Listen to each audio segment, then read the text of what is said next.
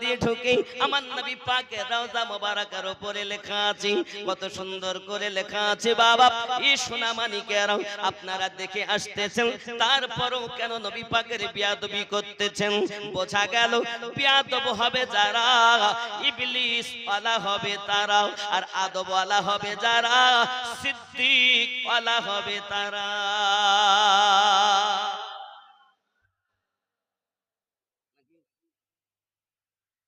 আব্বাজি আমার সোনা মানিকেরা, প্রিয় নবী সাল্লাল্লাহু আলাইহি ওয়াসাল্লামের শান ও মান আমি আমিনউদ্দিন বলে শেষ করতে পারবো না, কারণ আমি যতটা বলবো আমার জ্ঞান মোতাবেক বলবো। প্রিয় নবী সাল্লাল্লাহু আলাইহি ওয়াসাল্লামের শান, আল্লাহ পাকের মেহবুব আউলিয়া বান্দা আপনার মুস্তাহিদ মুজাদ্দিদ কুতুব গাউস যাহা বলে গেছেন ওখানেও শেষ হবে না বাবা। এমনি করে আপনার তাবিঈন যা বলে গেছেন, ইমামিন যা বলে